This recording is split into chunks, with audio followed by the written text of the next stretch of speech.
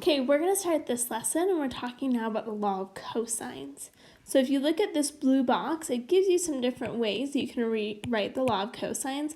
I'm going to focus just on this last one here because it's kind of what you think about when you think about the Pythagorean theorem. You got that a squared plus b squared, you got it equal to c squared, but since it's not a right triangle, right, these are oblique triangles, you have this minus 2 times a times b cosine of gamma.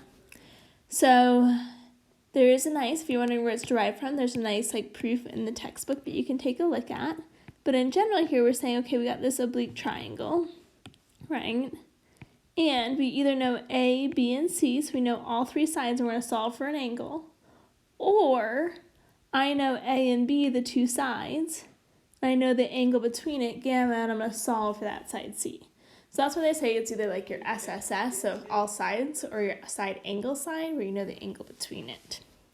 Okay, so let's go ahead and let's apply it in this example below. So we've got two sides, 13 and 20, and we got the angle between it is 22. So you can think about this like the side A, this like the side B, and this like your angle gamma. So we're going to do c squared equals 13 squared plus 20 squared minus 2 times 13 times 20 cosine of 22. All I was doing there is just plugging in the sides, A and B, and then the angle gamma into that equation. At this stage, it really just becomes a calculator thing. Make sure your calculator's in degree mode, but you're going to plug in that whole right side of the equation into your calculator, and we get c squared equals 86.86. In order to get c all alone, we now take the square root of both sides. So you get that c is approximately 9.3. And I just wanted us to round to 1 decimal, the 10th, so that's your answer.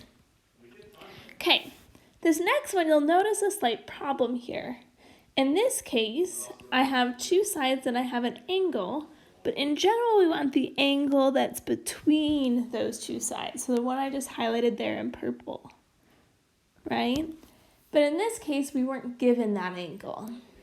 So this is a good recap from last time when we talked about the law of sines. In this case, when you've got something like angle side side, right, we can find the missing angle, right? So in this case, I'm actually going to solve for this angle up top. I'm going to call it alpha because that's across from the 5, and then the 88's across from the side that's 9. And then I can find the last side in the triangle. So I'm going to set up sine of 88 over 9 equals sine of alpha over 5. Then we can cross multiply. So I get 9 sine of alpha equals 5 times sine of 88. Divide both sides by 9. We get sine of alpha equals, at this stage I would type what you have in your calculator over on the right to the 5 sine 88 divided by 9, and we get 0.555. So then we're doing inverse sine of 0.555 equals 33.73. So if this is 33.73, I now do 180 minus 33.73 minus 88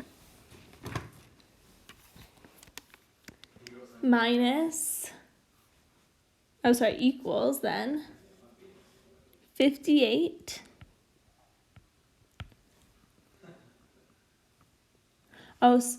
73? Sorry, give me 1 second. I can't remember. Is it 73 or 78? I wrote down two different things in my notes. 73. Okay, so then 180 minus 33.73 minus 88. Actually, I just call it 0.7, because depending on how you round, if you round to that 0.555, rather than using the exact answer, you get 0.71. So it makes sense to call it just 33.7. So now if I do 180 minus 33.7 minus 88, I end up with 58.3 as the other angle. I should point out, since this is the angle side example, right? Technically, you should check if 180 minus 33.7 could be the other possible angle, right? It could be acute or obtuse. But then we get 146.3, and we know that plus 88 is greater than 180, so we know that that answer is not going to work out for us. Okay, so now I can apply my knowledge of cosines, right? This idea that c squared equals 5 squared plus 9 squared minus 2 times 5 times 9. Let me just erase this line real quick. Times cosine of 58.3.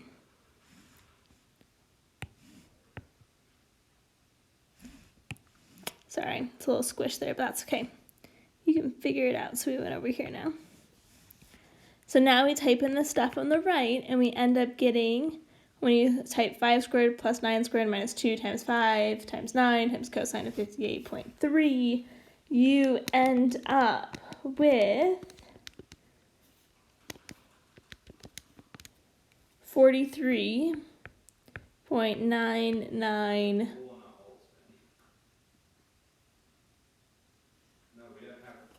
Oh, sorry. I messed up. I didn't type the times there. I take that back.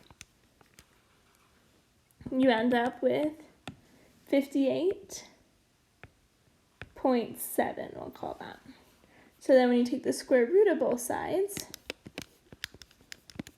you end up with c is equal to 7.7, because that's 6 rounds up, is that last side. Okay. Similarly here, we have all the sides, but now we're going to find the angle. So in this case, you take the angle that's across from the one you're looking for, which in this case is A, and that's what you set the equation equal to, 8.6 squared. Then we take the other two sides, which is 4.3 squared, plus 8.2 squared minus 2 times 4.3 times 8.2 cosine of this angle A we're looking for. You will realize in the box above, it does give you a separate formula if you prefer for that, right? However, I just think it's one more formula to memorize. You know the algebra, might as well stick with that, but that's kind of up to you. So now I'm going to subtract the 4.3 squared and the 8.2 squared from both sides. And in this stage, I would just type in what you have on the left there on your calculator. So like 8.2 squared minus 4.3 squared minus 6.8 squared minus 4.3 squared minus 8.2 squared. And you'll end up on the left as a negative 39.49. On the right here, to make things a little easier, I'm going to just multiply these coefficients. So I multiply negative 2 times 4.3 times 8.2. I end up with negative 70.52 times cosine of A. To get A all alone, we're going to divide both sides by the negative 70.52. So we get on the right side of the equation 0.55998. You can definitely round that if you want to like 0.56 equals cosine of A. So how do you get the angle? We studied this a lot in our previous chapter. Take the inverse of that ratio, 0.55998, and we get that our angle is 55.9 degrees. Okay, in example 3, we're using the same idea, but this time, we have some varieties. You're maybe solving for more than just one side or one angle. You're solving for the entire triangle. I always try to draw a picture of these. I think it helps keep things clear. I do not guarantee that this is to scale or anything, but they say that, hey, we've got an angle of 120. And if that's alpha, the side across that has to be A. And I just think it helps to keep things organized. Then we've got one side that's 3, and if that's B, across from that is beta.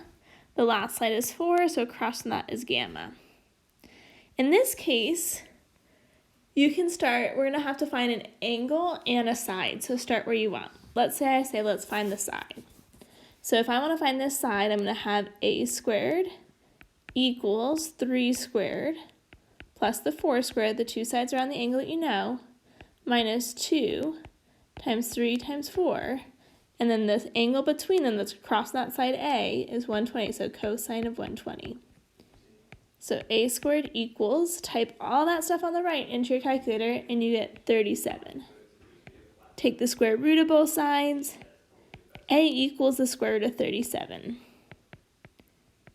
And if you prefer to approximate that, you could call that 6.1. Okay, so we found one side. The next thing we have is we got two angles that we need to solve for. So maybe I'll pull out a different color, and I'll write over here on the right, but let's say, let's try to find beta as an example. Okay, so if we're trying to find beta, we're going to use the two sides that touch it, and we're going to set it equal to the side across from it, which is 3. So we're going to have 3 squared equals 4 squared plus the square root of 37 squared minus 2 times 4 times the square root of 37 cosine of beta. So this is the part where hey, I subtract 4 squared and 37 is going to be the square root of 37 squared from both sides. And then you end up on the left here with negative 44 equals, let's multiply what the coefficient out front here is, so negative 48.66 cosine of beta. Divide both sides by this negative 48.66, and you get cosine of beta equals 0.9042. So then to solve for beta, do the inverse, cosine inverse of that ratio, and we get 25.3 degrees. So now we've got beta equals 25.3 degrees. And then the last one we need to solve for is gamma. But to find gamma, I can take 180 minus the 120 and minus the 25.3.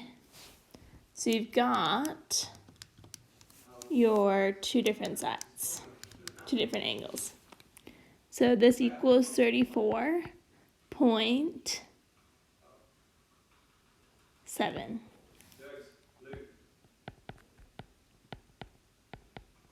Okay. So now let's do the same with the next example. This next example is a little bit different because it gives us all three sides. So this time, we got a triangle. I did not promise these are drawn to scale, but you got one really long side. The longest side in this case is this bottom, so this is 302. This other side is really long, 300, and this short side is 48. And here it doesn't necessarily matter, but I'm going to call this alpha, this beta, and this gamma. Okay, so if you wanted to start by solving for alpha, we're going to take the two sides next to it and set it equal to the side across, which is 300. So you'd have 300 squared equals 48 squared plus 302 squared minus 2 times 48 times 302 cosine of alpha. Subtract your 48 squared and your 302 squared from both sides. Then on the left, you'd have 300 squared minus 48 squared minus 302 squared, and you get negative 3,508 equals, multiply the coefficients in front of cosine of x, negative 28,992 cosine of alpha. Divide both sides by the negative 28,992, and you end up at 0.9042 equals cosine of alpha. So now let's do the inverse.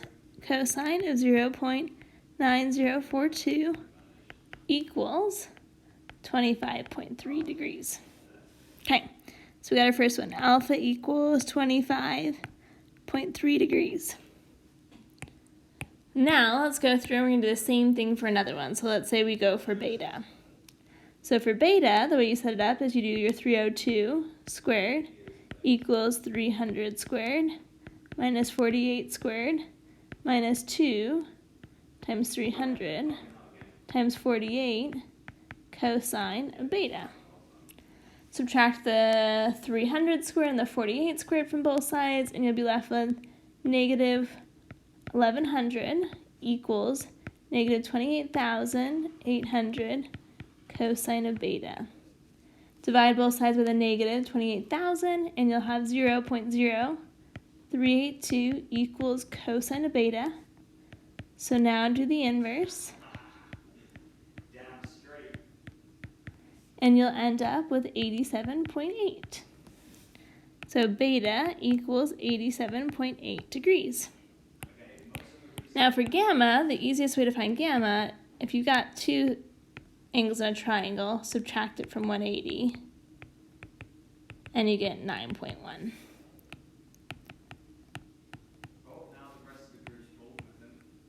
Okay, so one last example here. Okay, on this example, it gives you two sides. It says one side is 1, one side is 2, and one side is 5. So you may kind of like draw and you're like, okay, 1, 2, and 5. If you think a little bit more logically, you'll know that that cannot form a triangle, because if I have a length of 1 and a length of 2, even if I put them straight next to each other, length 1 and a length 2, this has a max length of 3. There's no way those are going to be able to kind of like arch, make it like a little angle, and have it connect with something with length 5. It will come up short. See how there's like a little gap there almost, right? It's going to come up short. It's not going to make it. So that right there may tell you, hey, this doesn't exist actually, right? The info doesn't produce a triangle.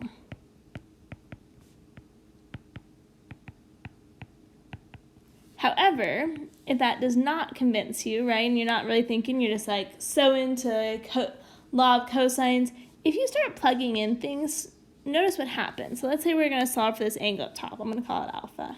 You'd have 5 squared equals 1 squared plus 2 squared minus 2 times 1 times 2 cosine of alpha. Subtract the 1 squared and the 2 squared, and you'd have 20 equals negative 4 cosine of alpha. So then we get negative 5 equals cosine of alpha. Right there, you should say to yourself, well, hey, cosine of alpha can never equal negative 5, right? Because our range restriction is negative 1 to 1. However, if that doesn't like click with you still yet again, if you type this into your calculator, right, it's going to give you like that answer that it doesn't exist, right? There's an error. So be aware there are cases where you get triangles that won't exist. Okay, our good friend here, Heron, gave us this formula for the area of a triangle. So this one's, once again, I would say, just kind of plug and chug. I somehow forgot to put the image on mine, so I'm going to draw it in. But it should show up if you printed out the notes on yours. We are going to have the following triangle. So we've got a side length of 8, and then I've got a side length of 12, and the last side length is 17. Okay, so S is going to equal 1/2, and then the perimeter, so adding all 3 sides together. So here we get 18.5 is the semi-perimeter, as they're calling it. Then they say, okay, well, the formula then for the area is the square root of that semi-perimeter, and then take the semi-perimeter and subtract each of the individual sides. Take the semi-perimeter, subtract each side. That stage, I feel like it's just a calculator. Plug them in your calculator, make sure you put the appropriate parentheses, and you end up with 43.5. Technically, if you wanted to add a label, it would be units squared there, right? Because it's area. Okay, we've got 2 application problems here. So, the hour hand on my antique Seth Thomas schoolhouse clock is 3.8 inches long. So the hour hand is 3.8 inches long. The minute hand is 5.3. Should probably say inches there long as well. Okay. Find the distance between the ends of the hand when the clock reads 1 o'clock. So if you need like a little image over here for yourself, right? When it's 1 o'clock, the minute hand will be at 12. Sorry, the minute hand will be at 12, yeah, and the hour hand will be at 1. So this is the short one. This is the 3.8, and this is the 5.3. I find it a little hard to see on the clock, so I'm going to draw it over here. But this will be straight up, which is 5.3, and then you'll have this hand coming out, which is 3.8. And they want to know the distance between these. Well, it would sure be nice if we knew that angle there. So let's just think for a moment. Clock is a circle, which has 360 degrees, and it's got 12 hours on it, so it's divided evenly. So 360 divided by 12 is going to give us 30 degrees between each hour. So that's going to be 30 degrees between them.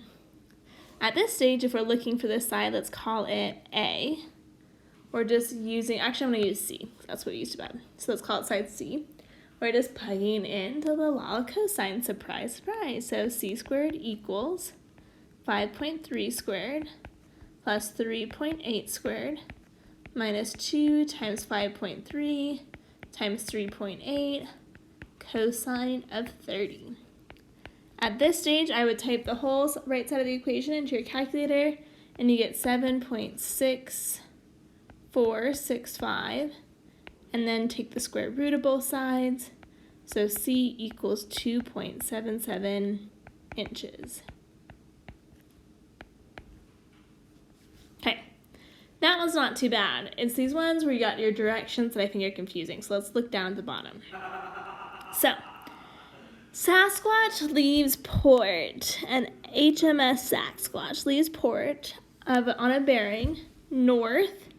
So north, right, is going to go straight up, line straight up, and then 28 degrees east. So then this is 28 degrees. Okay, so that's what happens.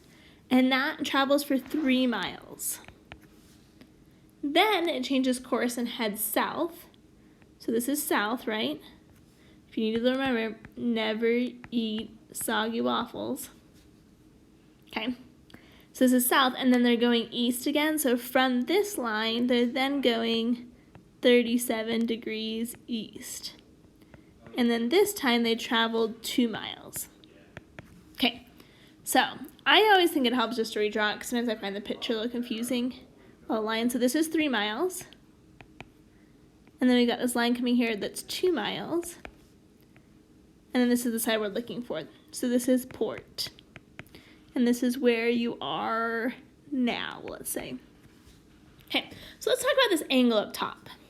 If you look at that angle, remember that these right here are parallel lines, and this is a transversal. So if this right here is 28, so is this. So the angle up top, that's part of our triangle here, right? This one right here is going to be that 28 plus 37. So it's a total of 65 degrees. Okay, so if you're looking for that last side, notice we've got a side, the angle between it, and a side. So, surprise, surprise here. Guess what we're doing? Law of cosines, you got it. So, I'm going to call this side C. You got C squared equals 3 squared plus 2 squared minus 2 times 3 times 2 cosine of 65. Type that whole right side in your calculator, you get C squared equals 7.9286. Take the square root of both sides. C equals 2.8, and we're going to round that to the next decimal, which is going to be 2 miles. Okay. So now let's look at the picture, and they want to find out basically from, okay, I'm going to redraw the triangle just to help us out a little bit. So they're saying, okay, given this triangle, so given this line right here, what is the bearing? So like if you think about this as being a north-south line, basically how many degrees are we going this way? So I find that a little bit hard to kind of visualize. You're like, well, I don't really know that. So let me draw that triangle and kind of write in some things that we do know, right? So this is the triangle we have here. And we originally started with this other line that was also like north-south, and we had that this was 28 degrees.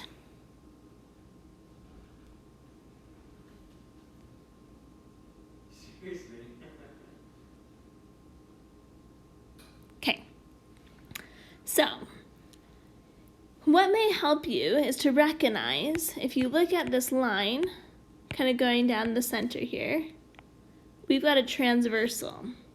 So this angle that we're looking for has to match this whole angle over here, which is comprised of the 28 plus this angle that we don't know, let's call it alpha. So if we can find alpha and add it to that 28 that we already know, we could find out that kind of direction. So in this case, since I know this is 2, this is 3, this is 65, and this is now 2.82, you could use the law of cosines. I personally think the law of sines is a little bit easier. We're not being specified of what to use here. So I'm going to go ahead and use my law of sines. So sine of alpha over 2 equals, the only one I know is sine of 65 over the 2.82. Do some cross multiplying. 2.82 sine of alpha equals 2 sine of 65. Divide both sides by 2.82. And sine of alpha equals, Lucy, sorry, that is my dog whining, and yes, I did just call her out. Okay, equals 0.6428. So now if we do the inverse sine, and we type that in our calculator, we end up with 39.998. So I'm going to round that just to 40 degrees. So they're saying, hey, this is 40 degrees. So this entire angle over here, if we want to think about it, is the 28 plus 40. So 28 plus 40 is going to give us, this whole angle is 68, which means this angle is also 68. The tricky part is you have to say, okay, well, it went this way, right? This is why direction's so important. So we started off going south, and you usually will start kind of north or south, one of those two directions. So we started off south, and then we turned 68 degrees, and we went to the left, which is west. Okay, you ready for the homework? Good luck with that. And then also don't forget there's a quiz on Chapter 7. I have changed the format of the quiz. It's on Canvas, and it will kind of grade most of it itself, but this should get you used to what I assume the final will be like.